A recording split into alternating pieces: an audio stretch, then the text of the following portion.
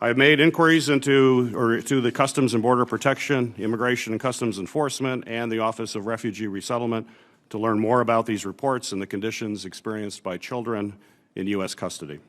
And I will continue working with my colleagues to ensure that they are treated with dignity and receive appropriate care. We cannot fully address the situation on our southern border and keep children safe without disrupting smuggling networks and combating the scourge of human trafficking. Human trafficking is the fastest growing criminal enterprise in the world, and it is a serious issue along both the northern as well as the southern borders.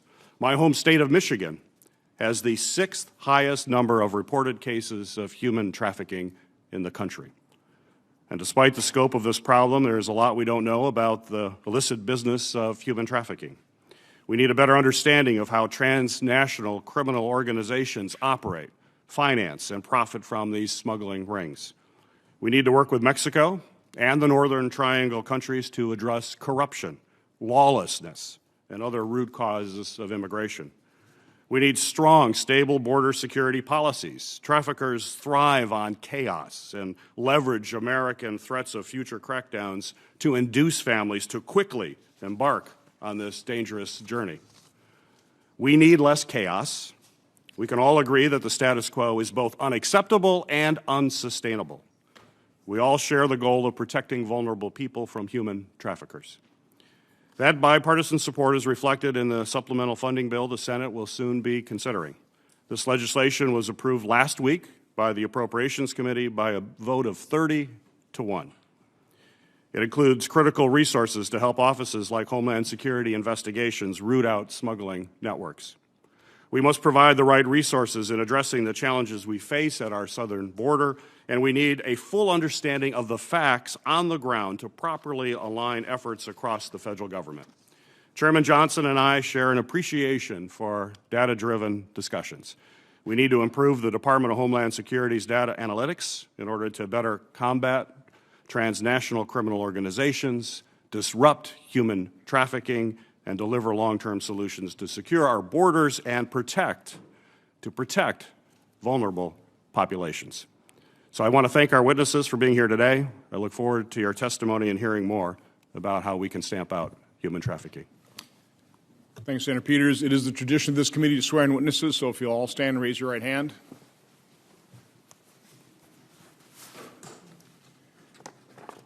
Do you swear that the testimony you give before this committee will be the truth, the whole truth, and nothing but the truth, so help you God?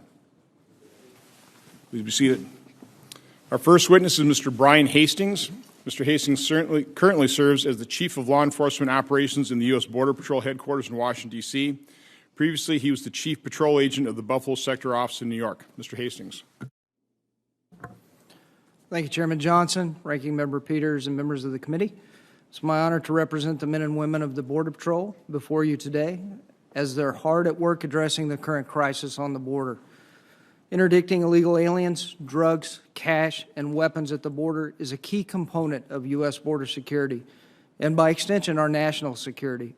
Cartels and other transnational criminal organizations, or TCOs, are a threat that requires comprehensive strategy and an aggressive approach across government. I'm sorry to report that Border Patrol's contribution to this whole of government effort is currently strained, as we're forced to devote 40 to 60% of our manpower to the humanitarian flow that serves as a lucrative line of business for smuggling organizations.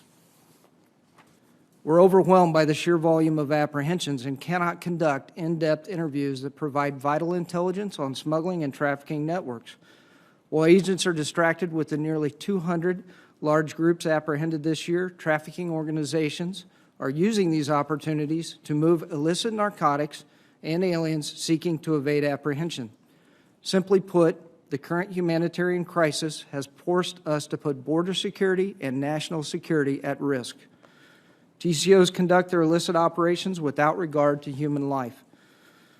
Smugglers control where and how aliens cross our border, putting lives at risk.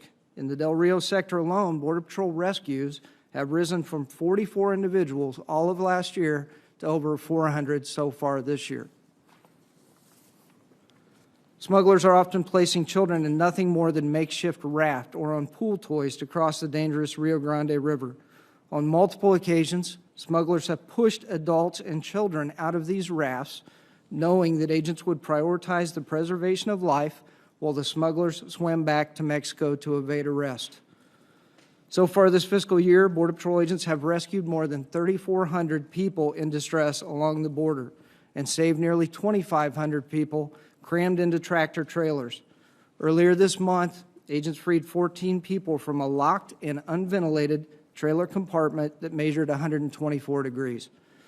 All of these people paid smugglers to bring them into this country and nearly paid with their lives.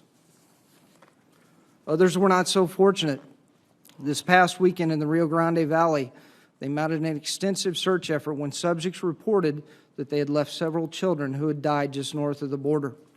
Sadly, on Sunday night, agents recovered the bodies of 3 children and 1 adult in the thick brush. Unfortunately, I know that these will not be the last tragic deaths that we encounter. Summer temperatures are increasing, and we continue to see high volumes of families and children cross the border. Border Patrol has apprehended more than 664,000 illegal aliens on our southwest border so far this year, a nearly 140% increase compared to the same time frame last year. While June is beginning to show signs of seasonal decline that we expect in the summer months, we're still setting record highs. Just 3 weeks into the month, we've already surpassed the apprehension level for every June since 2007. The flow continues to overwhelm resources throughout the immigration system. Border Patrol has made significant investments in humanitarian care, including consumables, soft-sided facilities, medical support, and transportation. We've requested additional funds for this purpose in the supplemental as well. We've been forced to direct manpower away from the border security mission to alien processing simply to keep pace with the high level of apprehensions. We've detailed agents, we've shut down checkpoints, pulled agents from task forces, canceled leave, canceled training to address this crisis. Since we began direct releasing non-processed criminal family units on March 19th, we have significantly reduced the time families spend in our custody after processing. With more than 96,000 family members released so far, this currently represents over 60% of the apprehensions, but only about 25% of those in custody.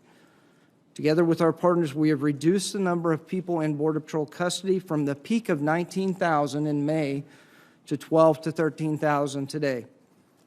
Of significant concern are the single adults and unaccompanied children that are spending extended time in custody. Our facilities simply were not designed for long-term care in custody. I cannot stress enough the immediate impact that funding for ICE and HHS bed space would have on the Border Patrol's in-custody population, for both numbers and the duration. In the immediate term, we need Congress to provide supplemental funds requested by CBP and our partners, but the funding will only do so much without a long-term fix. I urge Congress to pass legislative changes that we have repeatedly requested to stop the draw of UACs and families. I thank you for your time, and I look forward to your questions. Thank you, Chief Hastings. Our next witness is Mr. Randy Howe. Mr. Howe is the Executive Director of Operations for U.S. Customs and Border Protection. In this role, he oversees 30 field offices and 328 ports of entry. Mr. Howe. Good morning, Chairman Johnson, Ranking Member Peters, and distinguished members of the committee. It's an honor to appear before you today on behalf of CBP's Office of Field Operations. When I last appeared before this committee in April, I described the challenging conditions at our ports of entry. I mentioned long wait times for cargo processing and ballooning passenger wait times. I explained the ripple effects that redirecting CBP personnel would have on the trade community, the supply chain, and the American consumer. And I asked that you consider legislation action that would help address this crisis.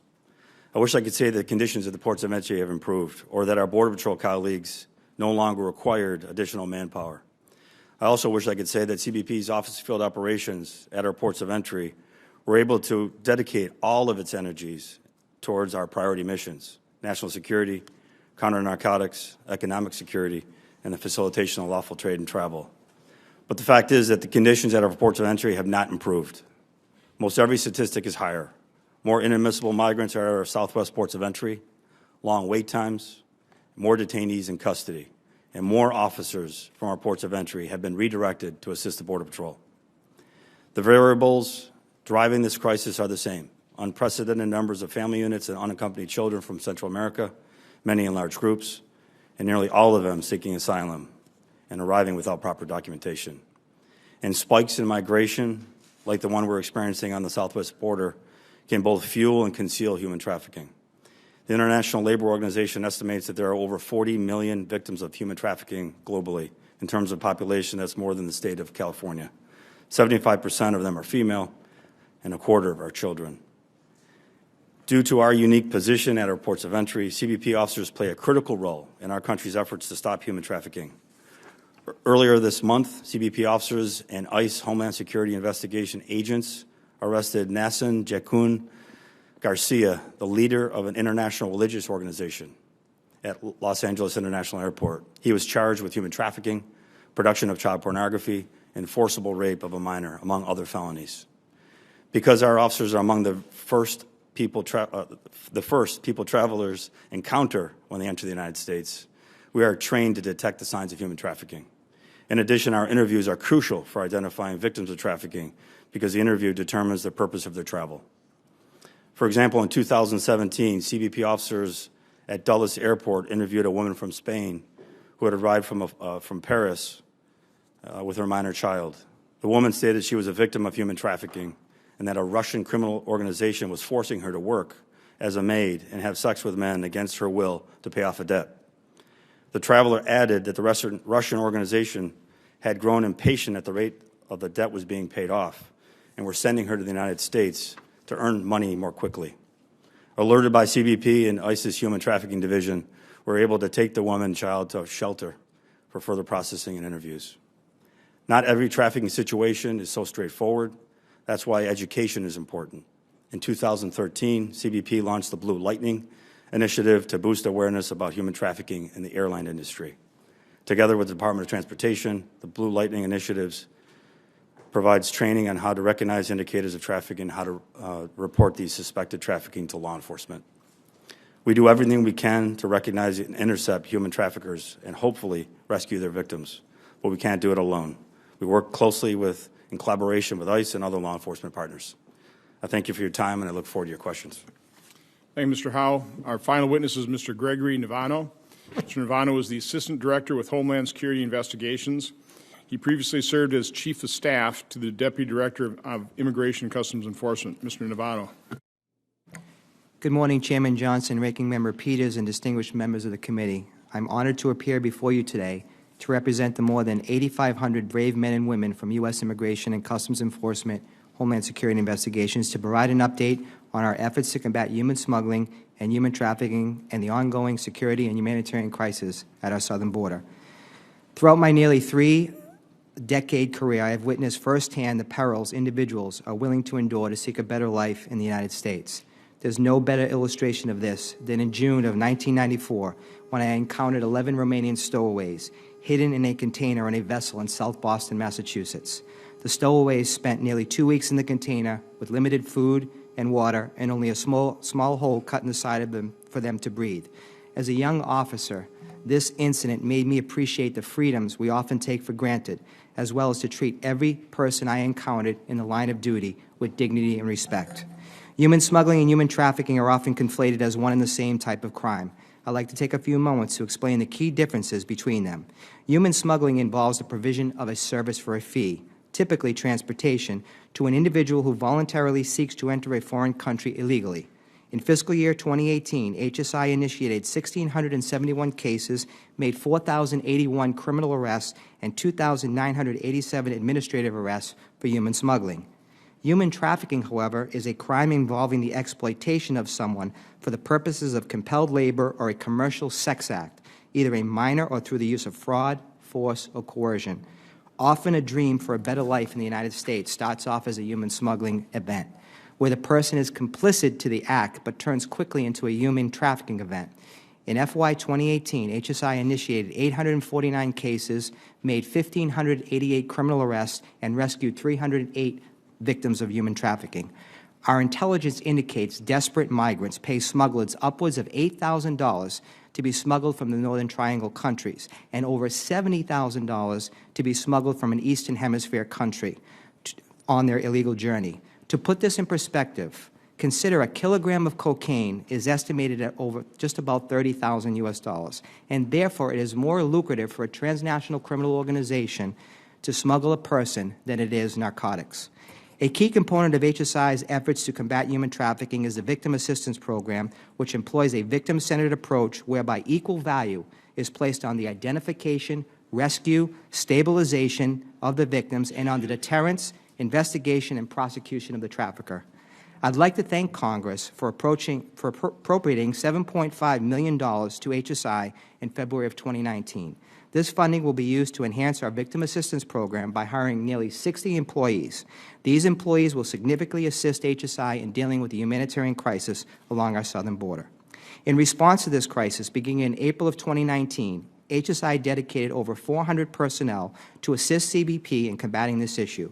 HSI deployed teams to interview persons suspected of attempting entry by fraud, including as part of a fraudulent family unit.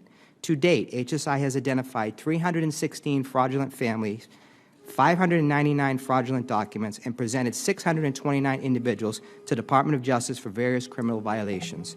In furtherance of our efforts to combat this crisis, in early May 2019, HSI initiated a rapid DNA pilot program in El Paso and McAllen, Texas.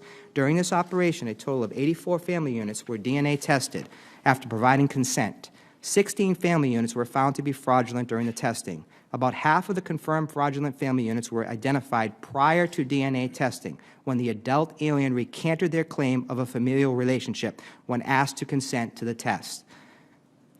There's no better case illustration when a 51-year-old Honduran male confessed prior to testing that he was not the father of the infant child he initially claimed to be his son and purchased the child for $84.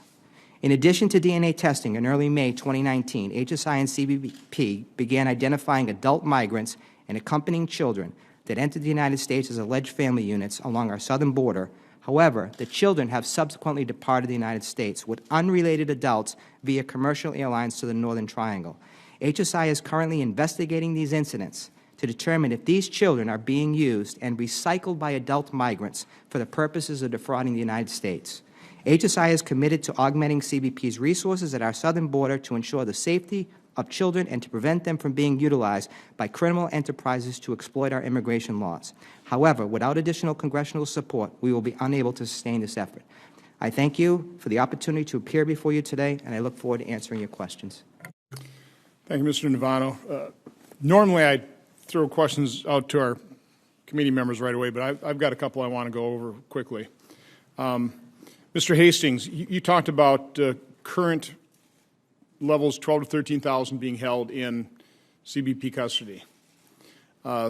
John Sanders, quoted in the newspaper today, said the capacity of Border Patrol stations is about 4,000. Is that pretty accurate? Yes, sir, that is accurate, and that's across the entire southwest border. So 4,000 is a healthy number. So even though we brought those levels from 19,000 in May, as I talked about earlier, we're still sitting at 12,000 to 13,000 every day, which is well above the capacity levels.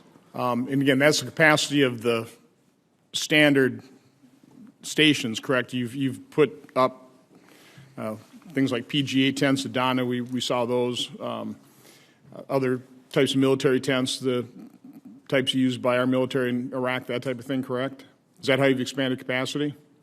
That is, sir. So, I mean, you have seen in multiple areas, primarily RGV and El Paso, where we have been forced to move bodies out, transport them out, because we're over capacity in that location. We've transported them to either Del Rio sector to process or to Laredo sector to process.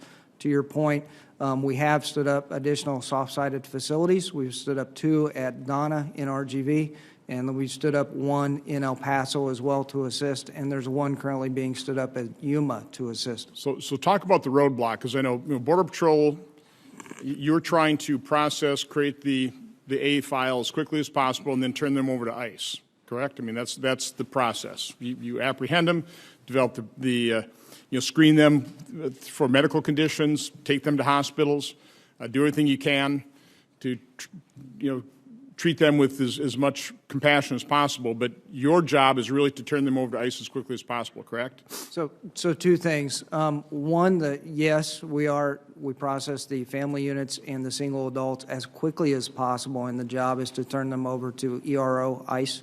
The UACs, the unaccompanied alien children, they are our top priority. We process them first, so we can get them entered into the system to be turned over to HHS. So what's the roadblock in terms of why you're so over capacity? So one is sheer volume. The system is overwhelmed. So just sheer volume alone. If you look back historically, demographically, 70 to 90% of who we arrested, we could easily repatriate immediately back to Mexico. Today, we're seeing 82% of those that we arrest are from other than Mexico. And that population is very difficult to repatriate under the current laws that we have going. So one of the complaints I heard on the border is from Border Patrols, ICE doesn't have the capacity. So Border Patrol saying, ICE, take these individuals, and ICE say, we don't have the capacity. And then, of course, ICE, particularly children, go to HHS, and, well, we don't have the capacity either. I mean, it's just kind of backing right up to Border Patrol, right? It is. So I think everyone in the system, the entire system, is overwhelmed right now. That is absolutely correct. We are holding these individuals longer than we want to. We do not want to be holding these individuals for longer than 72 hours. If we could get rid of them quicker than that, that would be great as well. We don't want to be holding kids in detention facilities, our detention facilities, which were not designed for that. If we had zero in custody, that would be great. Now, again, there's no incentive. You're not trying to hold children longer than 72 hours. You would like to have them turn them over to ICE and to HHS as quickly as possible. It's just not possible right now. As I understand it, HHS is at max capacity, as is ICRO, and they need additional funding for bed spaces. Mr. Ivano, you talked about a case where a child was purchased for $84. You also listed a number of different stats in terms of how many people have been apprehended, number of fraudulent families, fraudulent documents, that type of thing. In the scheme of things, when you're looking at over 400,000 unaccompanied children, primarily people coming in as family units, one of the things I was trying to get a sense of in this hearing is how prevalent the human trafficking element, the sex trafficking, the involuntary servitude is within this process. You obviously have limited resources in terms of how many things you can investigate. I mean, I've heard statistics in terms of how many crimes are actually ever detected or prosecuted, or arrests made. What's your sense of how prevalent this is? I mean, do you have any sense whatsoever? Are you as suspicious as I am that there's a lot of this going on? Senator, keep in mind that... Is your microphone on? Senator, keep in mind that a lot of times you don't need a border nexus to have human trafficking. So a lot of times it's very difficult for our CBP counterparts at the border to actually identify a human trafficking element or crime. Usually the human trafficking element occurs once they make it into the United States, and that's when we're seeing more of the human trafficking element. So a smuggling event starts off at the border, but once the person gets into the interior, as you mentioned in your opening comments, it often turns into a situation of exploitation where that migrant is then charged, held against their will, their families are exploited back home to pay more money to pay off their smuggling debt. So let's go back to the process. Border Patrol apprehends, processes, turns over to ICE. ICE then, again, when I was, for example, in El Paso, turns them over to an organization like the Annunciate House, who also helps allocate them to other churches to further care for individuals, but trying to identify family members or relatives or some place where they can be sent to. People buy plane tickets, buy bus tickets, and these individuals are sent all over the country. Is that basically what's happening? Again, as rapidly as possible. That's occurring within 6, 7, 8, 9 days in general. Yes, sir. That's occurring very quickly. In March, we begin releasing non-criminal process families because we were at 19,000. So we begin releasing them, working closely with our NGO partners to provide services for them after release. Now, when you say you began releasing, Border Patrol began releasing them right, bypassing the step with ICE right into non-government organizations. That's correct, sir. Our capacity level's at 19,000 and climbing. For the safety of our officers, our agents, and for those that we detain, we begin releasing. So my final point is, in part of that processing, I think the migrants give you an address where they think they're going to go, correct? Yes, sir. But once you turn them over to a non-government organization, you have no idea where they really go. That's correct. They're provided with a change of address form in case they go someplace else, but where they ultimately go after we release them or on an order of recognizance, we don't control where they go or how they get there. And yet, again, the assumption is they're going to meet up with some relative. A lot of people have come in during the Central American Wars from the 80s. So there are a lot of people they know, and they've got social media, but yet we still are finding families in stash houses. That's correct. Yes, sir. Senator Peters. Thank you, Mr. Chairman. I know two of our members, Senator Hassan and Rosen, have a markup, so I would defer my questioning and defer to Senator Hassan. Thank you very much, Senator Peters, for the courtesy. Thank you to Chairman Johnson and Ranking Member Peters for this hearing. Thank you to all of our witnesses for being here to testify, as well as for your service to our country. And please thank all the men and women you work with on our behalf as well. We all want to make sure that those of you on the front lines have the resources you need. We also want to make sure that you are doing your jobs consistent with American values, and I think that's something we all share. Mr. Howe, I wanted to start with a question to you. It would be great if we could have a brief update on drug seizures at our land ports of entry along the U.S.-Mexico border. Have we seen an increase in trafficking of any particular narcotic over the past 6 months? Thank you, Senator, for the question, and thank you for visiting McAllen in May. Our narcotic seizures are on track for to match our numbers from last year. Year to date, we've seized more than 39,000 pounds of methamphetamine, which is tracking a little bit higher than normal. Yep. 38,000 pounds of cocaine, 3,200 pounds of heroin, and nearly 2,000 pounds of fentanyl. And thank you. In particular, have fentanyl seizures increased or decreased over the past 6 months? And what does that tell you about the drug cartel's plans for the trade of fentanyl? I think we're seeing less through our mail facilities, and it's trending up slightly on the southern border with the fentanyl. Right.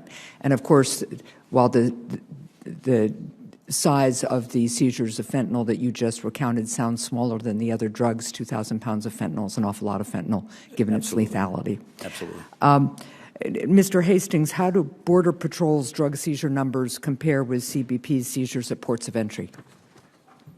Thank you for the question. So we have noticed the hard narcotics generally trending up, and by what I mean specifically, cocaine seizures are up, methamphetamine seizures are up, and heroin seizures are up. Cocaine, about 97,000 pounds cocaine seized so far this fiscal year between the ports of entry. About 9,800 pounds of methamphetamine seized between the ports of entry. Heroin, 448 pounds of heroin seized so far between the ports of entry. Marijuana is slightly down at about 200,000 pounds. And fentanyl, although down a little bit at 149 pounds, still obviously very highly concerning. Well, thank you for the information. Mr. Hastings, I want to turn to another topic. I understand very clearly from my visits to the border, the one I just did with Senators Johnson and Peter and the one I did last year, that we are facing a humanitarian and security crisis along the southwestern border. And I agree with you that we need comprehensive immigration reform in order to help relieve some of the flow of migrants into the United States. However, there is absolutely no excuse for the reported conditions at Border Patrol facilities that house child migrants. Outside lawyers recently visited a Border Patrol facility in Clint, Texas, where they reported widespread instances of children living in squalor, being denied the ability to shower for weeks at a time, caring for infants just a few years younger than themselves, and being locked in cages for the vast majority of the day. Similar reports of gross mismanagement and horrible conditions have come to light at the Border Patrol facilities at McAllen and El Paso, as well as a private facility in Homestead, Florida. I truly understand how overwhelmed Border Patrol is. I think you've done a very good job of highlighting it in your testimony. I certainly saw a great deal of it when I was down at the border just last month. I also understand that CBP needs funding to address this crisis. Hopefully, we will be able to take action here in the Senate on an emergency aid package in the coming days. However, when dealing with children, your first and foremost priority is to ensure that the children in the federal government's custody are treated with the same kind of care, dignity, and support that we would want and expect for any child. To that end, Mr. Hastings, I would like a very clear answer on these questions. First, does CBP have an obligation to provide toothpaste and soap to children in your custody? Yes or no? We're providing that in El Paso, in Clint Station. The news reports say otherwise, but you now say you do have an obligation to do that. We have been at the Clint Station, and generally all of our stations across the southwest border are provided with a variety of hygiene products. And even though our facilities were not constructed for the demographic, I understand that, and my time is limited, so I'm going to cut. I do understand that you are dealing with difficult facilities. I do understand that there is a backup with HHS, which I think HHS could do more to solve. But at the end of the day, what I'm hearing you say is that you agree that children should be provided soap and toothbrush if they are in your custody, which is a different position than what the administration has been saying in court. We are providing those things now. We have been, and we will continue to. Do you have an obligation to feed, clothe, and clean the children in your custody? We provide 3 meals, hot meals a day, and snacks are unlimited to those in our custody. You do understand that that is in direct contradiction with the news reports that we have been reading and from what lawyers who have been visiting these children and interviewing them are telling us. And I would ask that you understand that those are the plaintiff's attorneys who have a case against the government. And you should understand that I'm a member of the Bar of Massachusetts and New Hampshire, and I hold attorneys to very high standards, and I doubt very strongly that any attorney would be fabricating this information. Understand, ma'am. What steps is the Border Patrol taking right now to ensure that the mismanagement of child migrants in Clint, Texas is not occurring at every other Border Patrol facility along the southern border? So all of the allegations that you've mentioned above that were made have all been reported to the Office of the Inspector General and will be thoroughly investigated. They've also been reported to the Office of Professional Responsibility within CBP. They will be thoroughly investigated. I'm pleased that they will be investigated, but my question is, what are you actually doing to make sure that as you are dealing with an unprecedented number of migrant children, that you are ensuring that there is enough soap and toothbrushes, that there is enough food and enough time for them to be outside and out of very confined spaces? What I'm asking is, what are you operationally doing to change the circumstances? We are hearing reports not just from one facility, not just from 2 facilities, not just from one source, that these children are living in terrible conditions that would violate any standard of any institution that we all would expect in this country. What are you doing to actually make sure that children are getting the care and the sanitary conditions and the food that they need? So we have done a great deal. As I mentioned earlier, we have brought in shower facilities just for this population and for others due to the new demographic and how long we're holding them. We've increased our medical contract across the southwest border for medical assessments and medical care. We've increased, as I mentioned in my oral statement, the amount of operational funding that we're spending on consumables, diapers, food, formula, all of those things. If you walk into many of our locations on the southwest border, including Clint, you will see an area, a storeroom that frankly looks like Costco with these supplies that are available. And when agents are providing these supplies, they're documenting what they're providing. So we have those supplies readily available, and we are offering and providing those supplies now. I am over time. I thank the chairman for his indulgence. there is a huge disconnect between your testimony and between what we are getting as reports from the facilities. I hope very much that we can just focus on making sure the children are clean, well cared for, safe, and released as quickly as possible. Thank you. Senator Hassan, we'll work with you to get those answers. One thing I do know that Border Patrol is doing, for example, in El Paso, instead of 28 Border Patrol agents on the border, 25 are caring for children and families, and we got 2 or 3 over that 11-mile stretch, and we're taking OFO officers from the ports of entry and also putting them on the border. And we saw that at the border. My issue is not with how hard the men and women on the front lines are trying. My issue is what we are doing operationally to change the circumstance on the ground so that these children are well cared for and safe. Thank you. Senator Rosen. Thank you. Thank you, Mr. Chairman. Thank you, Senator Peters, for deferring to our committee. And thank you for the service and work that you all do. It is difficult, it is challenging, and oftentimes heartbreaking. So we do appreciate that. And like the chairman said, we all saw that awful and heartbreaking photo of the toddler who drowned while clutching her father's neck. I can't even begin to imagine as a mother what those last moments for that father and daughter were like. And I believe the mother was on the other side of the river. And I do pray, like the chairman, that this photo and what we talk about today moves this body into action. So let's talk about the Remain in Mexico policy. According to the State Department's Trafficking in Persons June 2019 report, over the past 5 years, we know that human traffickers, as you said, have exploited numerous victims in Mexico. We know the vulnerable groups, women, children. The vast majority of foreign victims are forced into labor, sex trafficking, mostly from countries in the Northern Triangle. They're on their way to the United States.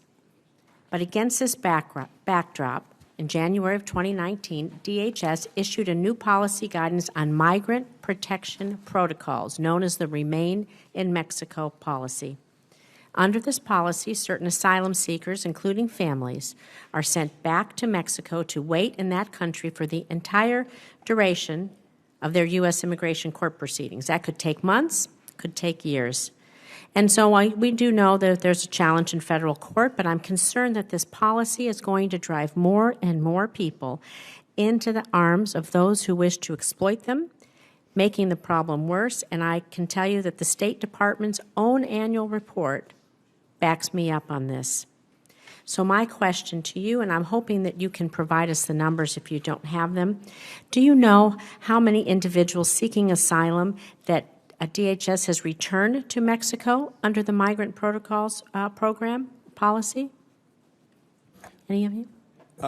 Thank you, Senator, for the question. I have the numbers for office field operations. So for the ports of entry, we've running MPP in San Diego, and to date we've returned 665, and Calexico 96, and El Paso 539, so 1,300. And how many families were part of arriving as a family unit? Excuse me. I'll have to get back to you on that number. I don't have that. And also, do you know the number of unaccompanied minors? Minors would not be part of the program. They're not considered for MPP. And to your knowledge, are there plans to expand these policies beyond San Ysidro, Calexico, and the El Paso ports of entry? We are in ongoing discussions internally and with the Mexican authorities on expansion. So you don't have a timeline for when? I don't. And you can report back to us when you do? Yes, Thank ma'am. you. I also want to say that reports have indicated that DHS has returned to Mexico asylum seekers who are pregnant or children with neurological disorders. That is despite guidance that clearly states individuals with known medical issues shouldn't be subject to this policy. Have we been investigating these cases? Do you know of any? I'm not aware of the allegations, but we generally do not include migrants that have a known physical or mental illness. If there's any criminality, a history of violence. What about pregnant women? If a migrant is in a long-term pregnancy or their sensitivities to the pregnancy. Or all long-term pregnancies. Or they have an end to the term, but we know the term of that. Yes. They would not be considered. Thank you. I have a couple of minutes. I want to go back and talk about metering at the ports of entry. Of course, again, CBP, you have a practice of metering, queue management, as you call it, at the ports of entry all along the U.S.-Mexico border, where asylum seekers are required to wait for indefinite periods for the opportunity just to be processed. Can you talk to me about why you're employing the process of metering or queue management, and is it happening across all ports of entry? Thank you, Senator. Yes, it is. It's a discretionary balance used by our port managers to really balance and assess our mission requirements, our counter-narcotic, our facilitation of trade and travel, and the processing of migrants, and balancing our resources against that. So putting them in all those different areas and without focusing them in any one particular area.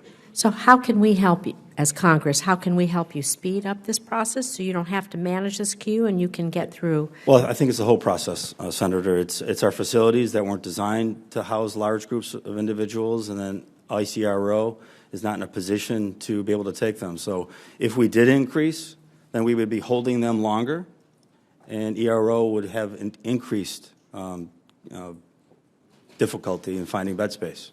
So it's a balance that right now, with ERO and HHS's capacity issues, is adequate. So we need to have people talking to each other to increase the flow and the capacity of what we can do, and of course, to Senator Hassan's point, doing it in a humane and kind way. Can you tell me, too, the numbers quickly before I end here, how many migrants you are processing at CBP daily? At our ports of entry? Mm-hmm. It varies across the southwest border based on that balance, as I mentioned, the discretionary balance of what we're. Can you give me a rough estimate? 300. And do you know how many are currently in line waiting in Mexico then? That's difficult to nail down because those numbers come from the Mexican authorities, but we've been told in each one of the areas roughly 3,000 to 4,000. And so, based on what you know, what do you believe the average time? What do you know as to be the average time an asylum seeker will have to wait? It's been some time since I've checked with San Diego, but what I last heard a few months ago was 5 to 6 weeks. 5 to 6 weeks. Well, I hope that, again, we can do something about this, that we can help. So many more questions we'll submit for the record about the conditions for children, young families, and we want to be sure that we stop the exploitation, because nothing in my mind is more heartbreaking. I can only imagine when you open that trailer what it did to you and the nightmares you probably have remembering that. So I want that to motivate us to do the right things. Thank you. So, Senator Rosen, because we asked a similar question, I got a response, so to get it in the record, currently as of 6/16, June 16th of this year, 11,575 individuals have been returned to remain in Mexico. 1,109 came from the ports of entry, 10,466 came from Border Patrol. So about 10% come through the ports of entry. The rest have come into this country illegally, and then they're returned. So again, the total number is 11,575. Senator Peters. Thank you, Mr. Chairman. Well, I want to pick up on those questions of Senator Rosen and that number. So is that the number of individuals turned away at the port of entry under the current metering practices? Just if you could give me a number of that, I want to clarify that. Either Mr. Hastings or Mr. Howe. Yeah, how many have been turned away because of the metering process? That's extremely difficult, if not impossible, to identify the number that are not crossing the boundary line. In many cases, the NGOs are holding them in Mexico or caring for them until there's an opportunity for us to take on more migrants. That's a communication between us, the Mexican authorities, and the NGO. So it's nearly impossible. There are not folks coming across, and you're saying you can't come across today because of the metering process? You're saying you don't know that number? We don't. So, obviously the tragic situation we've all talked about with his father and his young daughter. The story is that he died after attempting to seek asylum at a port of entry, and he waited for over 2 months in Mexico. What, to both Mr. Hastings and Mr. Howe, what do you think is the relationship between the metering at the ports of entry and an increase in families that we're seeing that are trying to cross between ports of entry? Sir, I just know that, I mean, we've seen an increase in the volume of family units continue to build month after month. I'm not sure what the result is with the queue management. When we're interviewing these individuals, quite frankly, what they're telling us is we've heard on social media or we have heard from folks who are already in the country, bring a child and you'll be set free. I mean, that's what we're hearing. That's not my question. My question is, what is the relationship? You're metering folks that are coming across the port of entry, so they can't. We know this gentleman who tragically died with his daughter was waiting 2 months and said was turned away from the metering, and so then decided to go not in a port of entry, and we're seeing more and more folks. What's the relationship of people who, if they can't come through a port of entry, they're now trying to cross at other places in the border? I think it's difficult for me to speculate, Senator, what numbers that occur. I mean, as I said to Senator Rosen, it's that delicate balance of managing our resources at all our different mission sets. And processing migrants is important, but if we were to process more migrants, it's going to have to come from something. So it's not going to come from our counter-narcotic mission. It's not going to come from our national security initiative. So it would have to come from facilitation, and we don't want to, have U.S. citizens waiting longer to return to the United States. So that balance is what we're trying to strike. Well, we're discussing also trafficking and smugglers and the problem related to that. And so, does it make sense that if it's more difficult to come across the port of entry and just present yourself at a port of entry to the legal process, and that you want to go then or attempt to get into the country a different way, that might actually increase the business for smugglers and cartels who will say, we'll take care of the situation for you, just pay us, and we'll get you in some other way? Is there a correlation there? Is there or not? Again, I think it's difficult to speculate. We do have smuggling attempts that occur at our ports of entry. We have over 400 a year across the southwest border where migrants are either presenting somebody else's documents or they're hidden in a vehicle. So it's difficult for me to know. Is there anything being done at the Mexican border to ensure the migrants who are waiting to cross are not being recruited by smugglers at the border or being approached to use their services? Are either we or the Mexican government engaged in attempting to disrupt that kind of business connection? I don't have firsthand knowledge of that, but the Mexican authorities would have that responsibility. Would we want to know what the Mexican authorities are doing, and wouldn't we encourage them to do something along those lines? Absolutely. Why has that not been done? I'm sure it has been done at the local level. Where Can we find out? Is it possible to get that information? Absolutely. I'd appreciate that. CBP has said that between mid-April and June 14th, over 1,800 family units were interviewed who presented indications of fraud, with 275 fraudulent families identified, is based on the data that I have. Chief Hastings, how many total migrants crossed the southern border during that time frame? I believe it's roughly over 200,000. Is that accurate? Sir, what was the time frame again? I'm sorry. Mid-April to June 14th. So April, June, 2 months. April to June, so we've had a high volume, I think 132,000 last month. I can tell you for the year that we've had 5,100 fraudulent claims so far, fraudulent family claims that we know of. Is that what time frame is that, through recent? That's for the fiscal year of FY19. Fiscal year. So, yeah, I'm looking at a 2-month period here. I couldn't give, I don't have That's that fine. specific information, but I think the biggest thing and one of the most important things is you heard Chief Carish testify last time. It's due to the volume that we're seeing. It's very difficult to spend time interviewing and getting in depth with these individuals. So my question also is, what do you consider, how do you define a fraudulent family? Is a grandmother and a grandson considered a fraudulent family? Or is an aunt or nephew, is that an adult sibling of a minor sibling? What is a fraudulent family? So by TVPRA definition, it's a parent or a legal guardian, or that one that is less than 18 years old. Parent or legal guardian. So a grandmother bringing a grandson would be a fraudulent family. It's not necessarily counted as fraudulent. They're just not a family unit. They will be, in other words. So it would show a non-family unit is coming across. A grandmother with her grandson or granddaughter would be considered not a family unit. That's based correct. on your definitions. Yes, sir. Could you give some examples of the indicators that you would use to warrant them being interviewed as a possible fraudulent family? A lot of times we'll see just the sheer reaction between the child and the adult. The agents will see that, notice that, and they'll start questioning further to try to determine if indeed it looks like there's a true familiar relationship. We've also saw quite a bit of false documentation, specifically from Honduras and Guatemala as well, birth certificates. Could you also describe the way the CBP officers identified the migrants that participated specifically in the DNA pilot double helix? At least we're not random sample of families. Is that correct? That these are folks that agents suspected as unlikely to be with a parent before you did the DNA testing? Thank you for your question, Senator.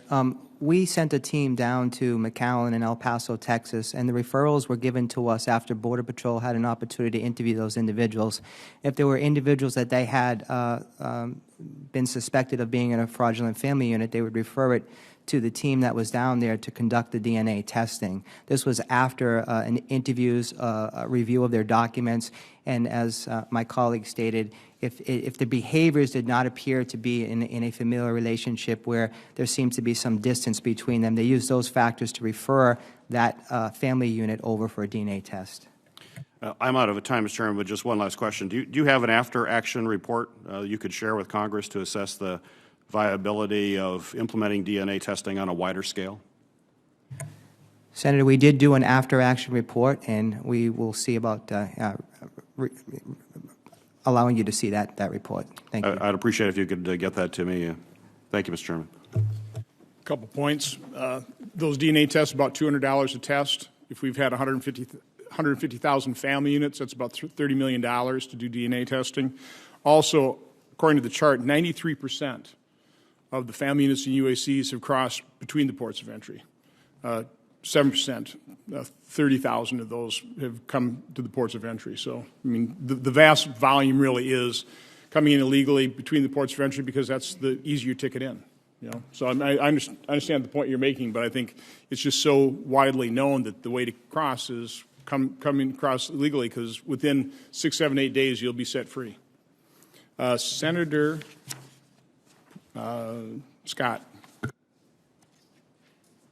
Thank you, Chief, for being here, and thank you for what you're doing. I'm disgusted with how Congress has handled all this. You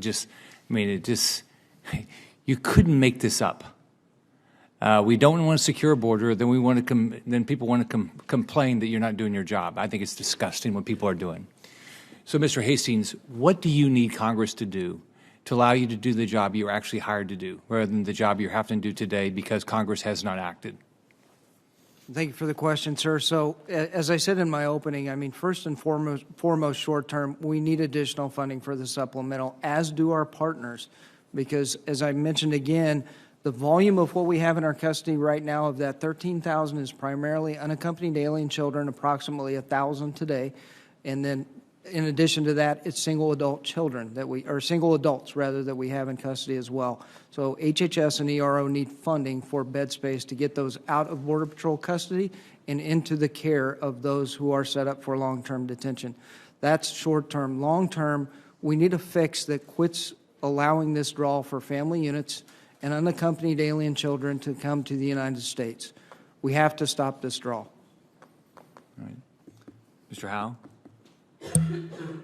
I agree. Thank you, Senator. I agree with everything that Chief Hastings said, but in addition, just to underscore the importance of ICE, ERO to get the proper funding and bed space and HHS so that they can relieve our facilities that weren't designed for the long-term detention so that we're not in this situation. Right. Do either of you believe we need to have more border protection? I mean, so far you talked about the supplemental and the Flores decision primarily. So what about, do we need any funding to secure the border? I mean, this wouldn't be happening if we had a secure border. Well, right now I think we absolutely need more funding for border security, but our biggest issue now is pulling away from that 40 to 60% of agents that we're pulling off the line to deal with the humanitarian crisis, the families, and the UACs. That's the biggest problem that we have right now. And in the meantime, while we're dealing with that demographic A large number of single adults are still trying to evade arrest, to your point. A large dynamic of drugs as well, trying to evade. And they're using these family units who are trying to cross as a diversionary tactic in a lot of cases to be able to make money on drugs and single adults trying to evade arrest. Mr. Would you like to add anything? Thank you for your question. We are the investigative arm of Department of Homeland Security, and the concern that we would have is the more resources we take away from conducting the complex criminal investigation, targeting the transnational criminal organizations that are actually organizing these smuggling loads and human trafficking, by putting people on the border to augment the need that CBP has, takes away potentially from conducting our mission, which is, protecting of the homeland via investigations and try to target these transnational criminal organizations. Mr. Hastings, how does it make you feel when you get asked questions to suggest that you or your team doesn't care about these children that you're taking care of? How do you all feel every day when you get up and you read the papers or see the news where somebody suggests that you're not doing your job? So it's disgusting to me and it's hurtful to me because daily I see our agents doing just the opposite. Yesterday, I saw our agents in Carrizo Springs jump out of the water, save a 13-year-old child who was unconscious, give him CPR, give him mouth-to-mouth, and essentially bring him back to life. That happened yesterday on our border, and that happens quite often, time and time again.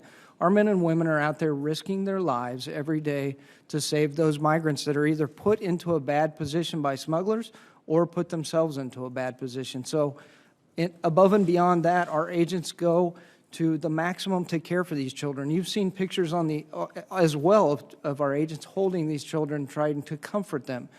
So it's very hurtful for us, for our agents who are out there trying to do the best they can at securing our border and dealing with this humanitarian crisis. How's it impact your ability to recruit and retain your team to do this job? So our workforce is doing well right now, but they want to see a light at the end of the tunnel, quite frankly, to be able to go back to their primary national security mission. And that's what we're hopeful for, that we go back to a primary national security mission and we see legislative changes that allow us to do that quit the draw for the family units and the unaccompanied alien children. So do you have concerns when you do your job every day that because of how much time you're having to spend because Congress won't act, that we have individuals that are crossing the border that want to harm Americans? I'm concerned with that. I'm concerned with recruiting individuals in this current state that we're in right now, recruiting good agents to do this in the future. And I'm worried when we're diverted by the humanitarian crisis, what is coming through our border. The best example I could give is about 2 months ago, we had a large group come across in Rio Grande Valley. This is broad daylight. At the same time, we had 791 pounds of cocaine a mile away across the border in broad daylight. That tells me that there's very little fear in the minds of the smuggling organizations and the narcotics traffickers because they know we're tied up with other things. Humanitarian mission. Anybody else? Senator, I've been around for almost 3 decades, and I've been used to this, via my career. But I'd like to put it in perspective. Can you imagine a new agent that has just come on, that just went out and had a very successful day? They seized enough fentanyl that could kill hundreds and millions of people, or they arrested a potential terrorist suspect or a gang member, or they rescued a child from an exploitation. And they get home and they turn on the nightly news. And there's information on the news saying abolish certain agencies. Can you imagine how that agent feels? I know personally when I come home, I don't even want to watch that because it's very hurtful, as my colleague stated. So it is very hurtful, and the men and women of ICE, HSI, ERO are out there every day trying to make this country safe. Yeah. I'll just add, Senator, it's an unnecessary distraction. Our officers want to be mission-focused. They want to be doing what they were hired to do, enforcing our laws and facilitating legitimate trade and travel. We don't want to be distracted with processing migrants to the numbers we are. Yeah. I've been here 6 months. I'm disgusted that we sit here and you watch on the news where people are trying to do their job get attacked and Congress sits here and doesn't do their job. It's the most disgusting thing I've ever seen in my entire career. My business career, you wouldn't do this in your business career. Thank you. Senator Hawley. Thank you, Mr. Chairman. Can I disagree with what Senator Scott just said? I mean, the behavior of this Congress is absolutely pathetic. I mean, it is just pathetic. People up here should be apologizing to you for the total dereliction of duty that this Congress has undertaken. I mean, I've never seen anything like it in my life. This is, by my count, the 6th hearing, full hearing, I've sat through in 4 months on the border, which is great. I'm glad we're paying some attention to it. The problem is this Congress never does anything. This Congress refuses to do anything. We know what the facts are. You've outlined them again today. CBP is overcapacity, underfunded, undermanned. ICE, overcapacity, underfunded. HHS, overcapacity, underfunded. Yet this Congress will do nothing. Meanwhile, the cartels and the smuggling rings, what are they doing? They're lying to vulnerable families, exploiting children in order to turn profits and abuse our broken asylum system. And we know what needs to happen. We know we need to reform the asylum system. We know we've got to stop the pull factors as well as address the push factors. We know all that, but this Congress won't do anything. This morning I've heard, just from my colleagues across the aisle this morning, I've heard statements like, I'm heartbroken. No one is more vulnerable than a child. The status quo is unacceptable. It is unsustainable. But yet we don't do anything to change it. And there's no will to change it. Children are being exploited. This morning we woke up to the picture of the man from El Salvador and his young daughter dead face down in the water. Why? Because they were exploited. Who knows how much that poor gentleman paid to some smuggling ring who told him that if he just came to the United States to our border and claimed asylum, he'd automatically get in. That was a lie. Who knows what lies he was told? And here he ends up, he and his little baby dead, and this Congress still refuses to act. I mean, it's just, it is absolutely unconscionable. We know what needs to be done.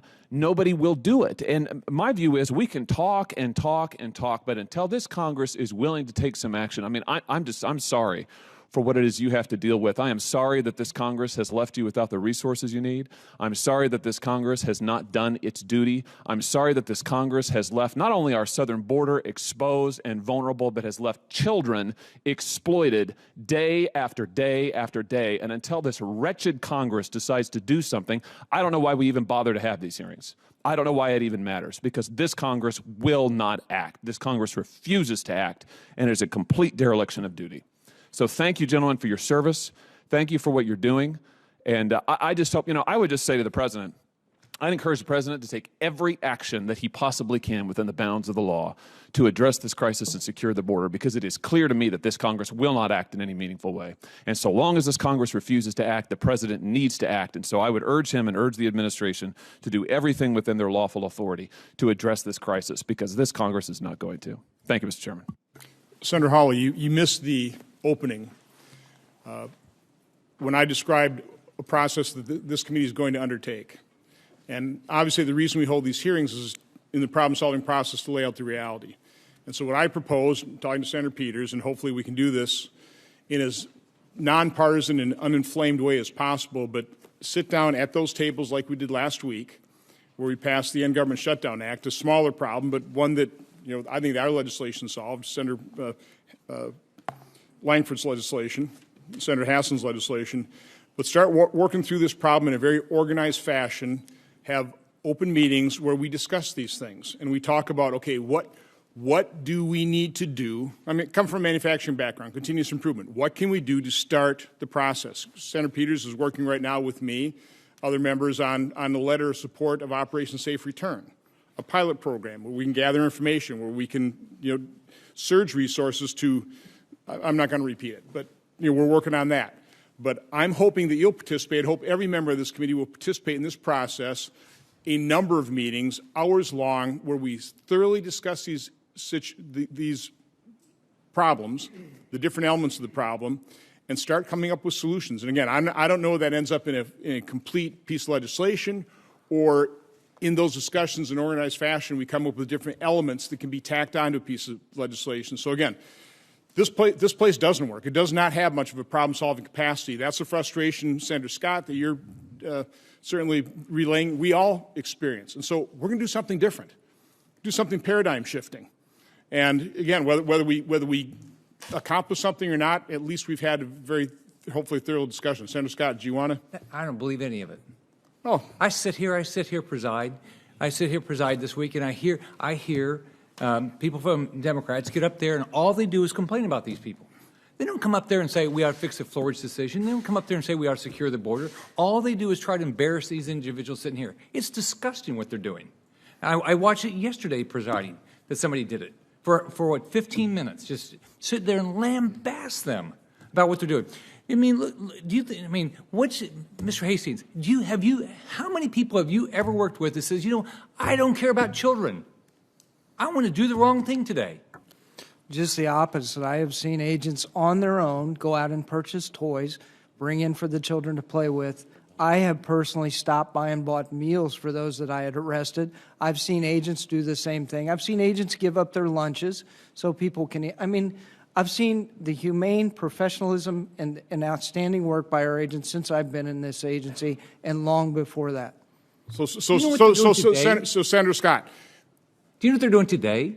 The people that are going down the debate are going to the Homestead facility just to make news, not to solve a problem. They're not up here to solve a problem. They're up here to how do I make some news? And I fully understand that. I'm as frustrated as you are with the process. I'm hoping this committee will be different. I'm hoping this process will be different. So engage in it. Let's give everybody a chance. Pardon? Again,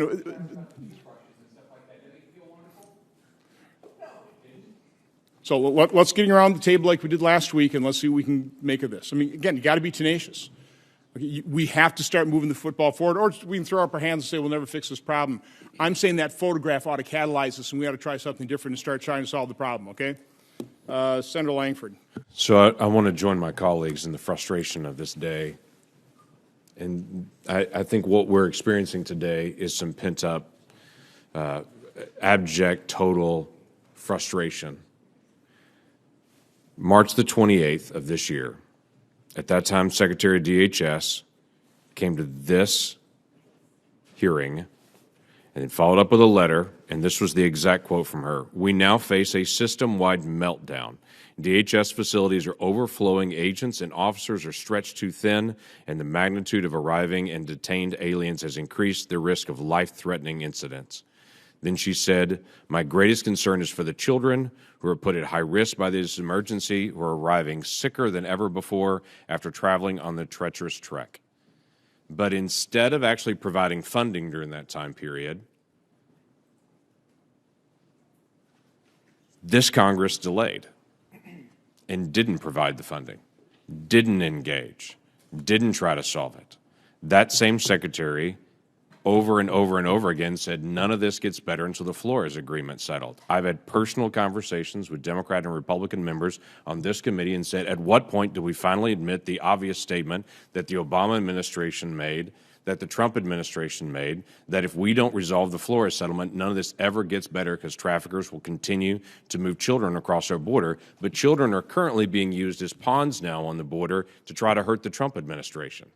And my Democratic colleagues are trying to identify children that are not getting care, at the same time slowing down the process of getting humanitarian aid to try to hurt this presidential election. These kids are not pawns, and the administration has said for month after month after month, we need additional humanitarian assistance. But here's what's happened. Nothing happened after that meeting in March. May the 1st, HHS sent us a protracted letter to try to get additional assistance and saying that we're at a crisis moment. May the 17th, they contacted us again and said we're at a critical moment. Secretary Azar from HHS came back and said at that same time period, we're at a critical moment. We tried to move a humanitarian relief package with the disaster relief package on May the 22nd, and Leader Schumer came to the floor and made this statement.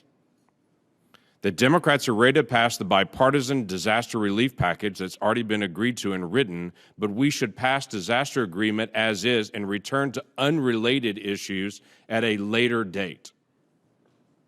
Unrelated issues is this humanitarian issue. To say these unrelated issues are slowing down our disaster work, so we'll put the humanitarian work off till later.